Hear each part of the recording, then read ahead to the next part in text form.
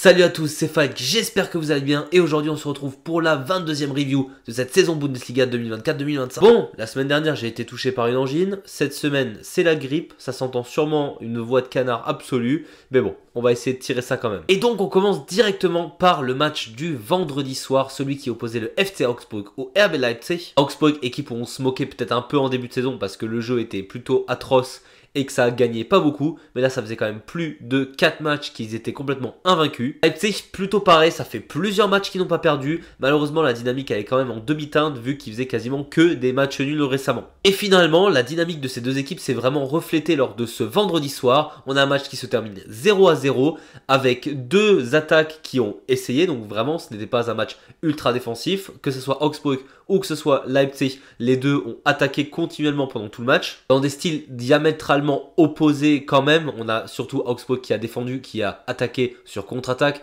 Là on a le RB Leipzig qui a fait du jeu, qui a essayé de produire du jeu, qui n'a malheureusement pas été réaliste devant les buts. Pareil pour Augsburg, les contre-attaques n'ont pas amené à grand chose de dangereux au final. Et donc globalement on se retrouve avec un 0-0 plutôt mérité au niveau du match nul. Il y aurait pu éventuellement avoir 1-1. Il n'y a pas eu de but, c'est des choses qui arrivent. En tout cas, match nul plutôt mérité pour les deux équipes. Ce qui ne permet donc pas à Leipzig de prendre de l'avance sur ses concurrents pour la Ligue des Champions éventuelle de l'année prochaine. Par contre, le FC Augsburg, eux, ils sont vraiment loin du Abstiegskampf. Ils ont le double de points du 16e. Donc vraiment, eux sont plutôt tranquilles jusqu'à la fin de saison normalement. On continue tout de suite avec les matchs du samedi après-midi. Et cette 22e journée était quand même plutôt intéressante. Mais on va commencer avec le match le moins intéressant de tous, c'était celui entre le FC St. Pauli et le ST Freiburg. Ça fait quand même quelques semaines maintenant que j'arrête pas de dire que St. Pauli doit marquer sur ses occasions, que j'arrête pas de dire que le ST Freiburg, vraiment le jeu, il est pas beau à voir. Et là on peut même pas reprocher au FC St. Pauli de ne pas avoir marqué ses occasions, vu qu'ils n'ont quasiment pas eu d'occasion lors de ce match. Ils ont eu la possession de balle, c'était stérile des deux côtés, et c'était vraiment un match nul. On a le SC Freiburg qui a à un moment donné un penalty qui a été raté, mais comme pas possible, je veux dire, rater ça, être aussi arrogant, franchement, moi je suis le coach, je vire le joueur tout de suite, je le fous sur le banc, même si c'est ma star. Et donc, qu'est-ce qui a permis au SC Freiburg de gagner 1-0 ce match à St. Pauli? C'est tout simplement un centre, et malheureusement pour le St. Pauli, un défenseur qui met un contre son camp assez fort, parce que pour le coup, pour marquer celui-là, c'est un vrai geste d'attaquant. Et c'est donc ça qui va délivrer le SC Freiburg et leur permettre d'avoir 3 points. Alors je sais qu'on a tendance à dire l'important c'est les 3 points. Alors oui, là le SC Freiburg peut s'estimer heureux de gagner ce match parce que franchement ça aurait été mérité pour personne. Et au niveau du jeu, il va vraiment falloir faire quelque chose parce que le SC Freiburg en ce moment, c'est vraiment atroce à regarder. On continue déjà avec un match un peu plus intéressant, celui entre Union Berlin et le Borussia Mönchengladbach. Waouh, dire le nom de ce club avec le nez bouché, c'est absolument incroyable. Match que Gladbach gagnera 2-1 à Berlin. Et pourtant, c'était un match plutôt ouvert. Alors oui, Gladbach marquera à la 10e et à la 25e minute et mènera donc 2-0.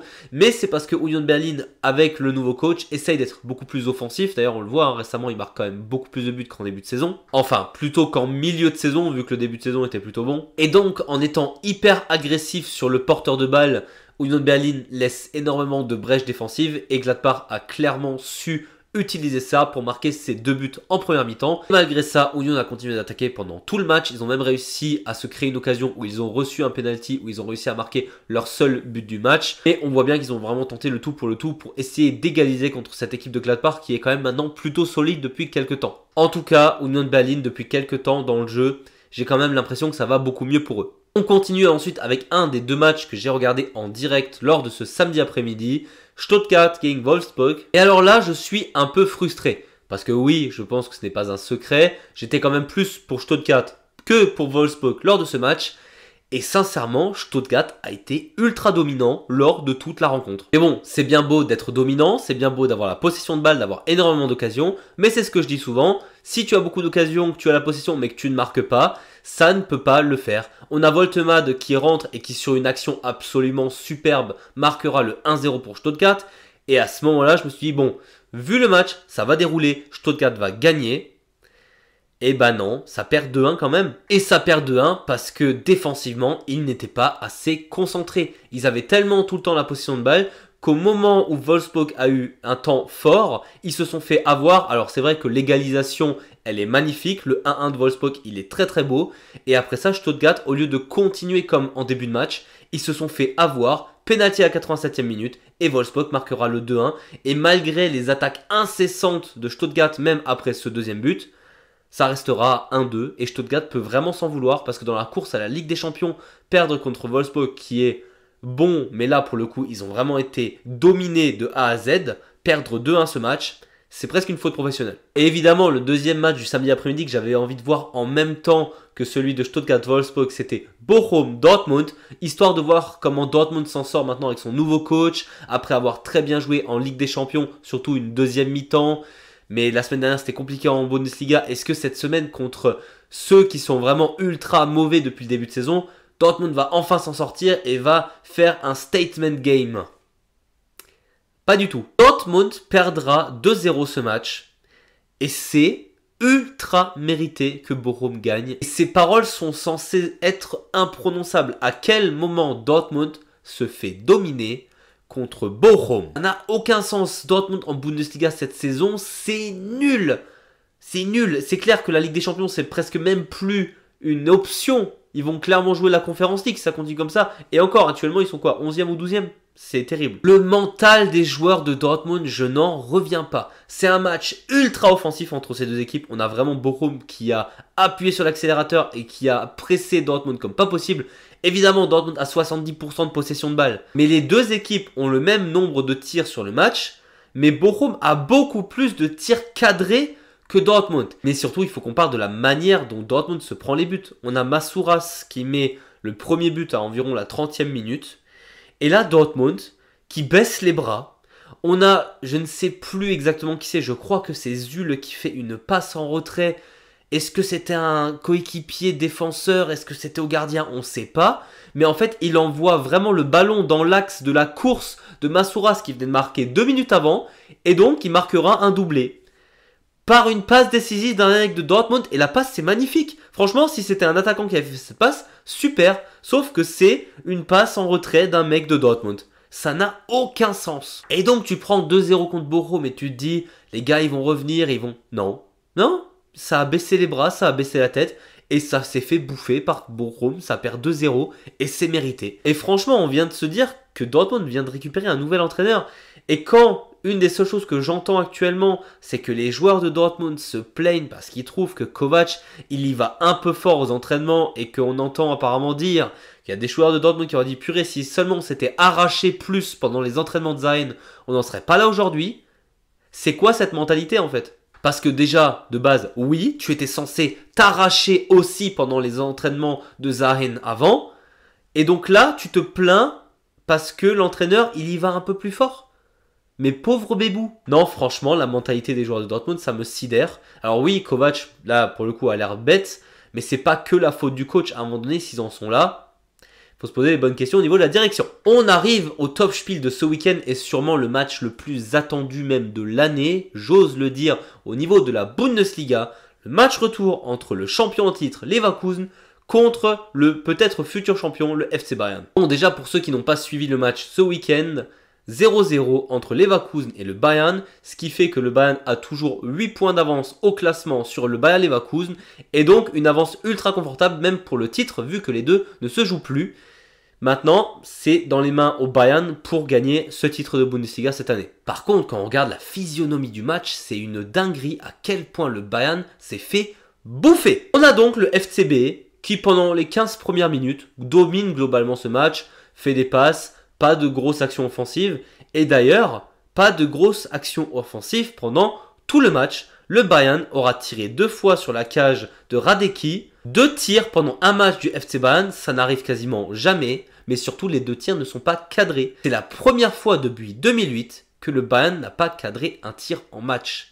Depuis 2008, ça commence à dater. Et en même temps, Bastian Schweinsteiger l'a dit, je n'ai jamais vu le Bayern se faire dominer à ce point-là. Sincèrement, même sur des matchs où le Bayern se prend des grosses gifles en Ligue des Champions, je pense au 4-0 contre le Real Madrid il y a quelques temps, ça fait que maintenant quelques années quand même, mais ils avaient pris 4-0, ils se sont fait gifler et tout, et jamais ils ne se sont fait dominer comme c'est arrivé là avec Leverkusen.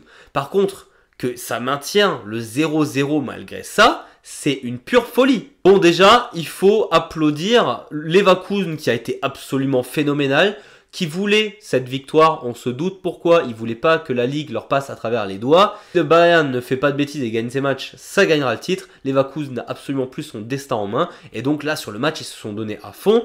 Et on l'a bien vu, Wirtz a été phénoménal, toute l'équipe a été ultra forte, ils ont été ultra physique contre le FC Bayern. Et ce qui m'a aussi impressionné, c'est la discipline défensive du Bayern qu'on voit quand même assez rarement. J'ai trouvé Ito très bon. Upamecano, ça fait quelques matchs où c'est le meilleur joueur du Bayern sur le terrain. Upamecano sur ce match, il était partout. Et alors on a aussi Manuel Neuer qui a été bon dans les cages. Par contre, il a été bon au niveau des arrêts. Mais alors Neuer au pied et Neuer en l'air, c'est-à-dire quand il faut récupérer un ballon sur coup franc ou sur corner ou quoi, c'est plus le Neuer de l'époque. Hein. On sent que la vieillesse comprend ça. Prendre le dessus et les relances au pied, c'est plus trop ça non plus. Par contre, sur la ligne, excellent. Mais ce qui a sauvé le Bayern aussi, c'est clairement les poteaux et la transversale. Hein. Parce que sans ça, le Bayern s'en prenait 3 ou 4, sans aucun problème. Et donc c'est drôle de voir qu'on a les deux matchs de cette année entre le Leverkusen et Bayern en Bundesliga, deux physionomies complètement pareilles. Premier match, on a le Bayern qui surdomine et qui fait que 1-1, malgré qu'il les ait détruits pendant tout le match, il n'y a eu que 1-1. Et deuxième match à Leverkusen, c'est Leverkusen qui prend un dessus monstre sur le Bayern, qui fait que 0-0.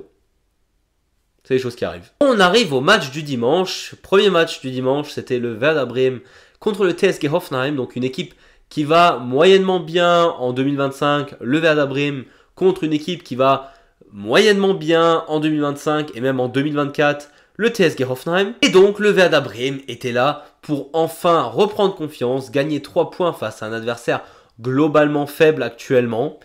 Et ça commence très bien parce que à la 7e minute, il y a Enzo Ki, le défenseur central de Hoffenheim, qui met une tête splendide à son propre gardien. Franchement, la tête en tant qu'attaquant, elle serait géniale. Le problème, c'est que c'est un but contre son camp. D'ailleurs, pauvre Enzo Ki, il m'a fait quand même un peu de la peine parce qu'au-delà de cette tête, il n'a pas été très bon sur le match. Il y a beaucoup de relances, c'était une catastrophe, que ce soit en première ou deuxième mi-temps. Il a fait beaucoup de boulettes. Mais est-ce que c'est lui qui fait perdre son équipe ? Non, vu que Hoffenheim gagne ce match 3-1. J'ai rarement, voire pas du tout, encore été aussi énervé avec le Werder Bremen, cette année en tout cas, qu'après ce match contre Hoffenheim. Parce que sincèrement, Bremen a les occasions, Bremen domine globalement la première mi-temps, mais malgré ça, ça prend 2 fois le même but. Le premier et le deuxième but de Hoffenheim, c'est des copies conformes. Tu te prends 2 fois le même but à un moment donné. Qu'est-ce qu'il faut que tu fasses pour ne pas te prendre plusieurs fois le même but pendant le même match? Mais les occasions, une horreur. Ils ont eu des occasions. Alors oui, le gardien en face a été exceptionnel, surtout en deuxième mi-temps. Hoffenheim peut dire merci à son gardien qui a été très bon. Mais Bremen, en attaque, il n'y a rien, ça fait peur à personne. Alors pour râler sur les arbitres, il y a du monde. Et oui, techniquement, le premier ou le deuxième but, il y avait faute sur un mec de Bremen. Et donc l'action n'aurait pas dû aller jusqu'au but de Hoffenheim. Mais au-delà de ça, tu domines complètement la première mi-temps. Marque tes buts? Non. Non. Ça mène 1-0, c'est content. Ça prend le 1-1. Et à ce moment-là, Hoffenheim a pris la confiance. Et Hoffenheim met 3 buts, là où le Werder Bremen n'en a mis aucun. Et du coup, c'est mérité. Hoffenheim gagne. Et Bremen perd encore des points inutilement. Et évidemment, la spéciale du Werder Bremen, prendre des joueurs à la mi-saison, en hiver, au mercato, pour les laisser sur le banc. Franchement, top. Le match qui suivait, c'était Frankfurt-Kiel. Et là, pour le coup, l'analyse va être hyper rapide. Frankfurt était 1 à 2 classes supérieures à Kiel lors du match. On a Frankfurt qui a eu plus de 20 occasions sur le but de Kiel. Ils en marquent que 3, mais ça aurait pu et ça aurait dû être beaucoup plus. Et sincèrement, le match de Larsson de Frankfurt sur ce match-là, une des meilleures performances de Bundesliga cette année. Il a été exceptionnel, Larsson. C'est simple, il était partout, en attaque, en défense, à la passe, à la récupération. Il était partout, j'avais l'impression de le voir partout sur le terrain. Et généralement, quand tu vois un joueur faire des bonnes choses en défense, en attaque, à la passe, etc., c'est que tu as été quand même très bon. Et donc, Frankfurt se rapproche petit à petit de Leverkusen, si Leverkusen ne daigne pas gagner plus de matchs. Et le tout dernier match, c'était entre Heidenheim, qui va extrêmement mal, et Mainz 05, qui va beaucoup moins bien qu'en début de saison, mais qui devait quand même gagner un match face à un adversaire ultra faible. En tout cas, faible sur le papier, parce que Heidenheim, on sent qu'ils veulent essayer de s'en sortir. Sur le terrain, ils se sont donnés corps et âme. Malheureusement, ça n'a pas suffi pour eux. Mainz gagnera ce match 2-0. Et sur le principe, franchement, ils ont gagné à la filouterie dans le sens où j'ai trouvé Heidenheim vraiment plus percutant et avoir plus d'occasions. Mais Mainz a extrêmement bien fermé derrière comme ils savent le faire. S'est procuré 2 occasions nettes. D'ailleurs, quasiment les peu d'occasions que Mainz a eues étaient toutes nettes. Ils en marquent 2. Heidenheim n'en marque pas malgré les attaques incessantes et le fait qu'il se soit donné à fond sur ce match.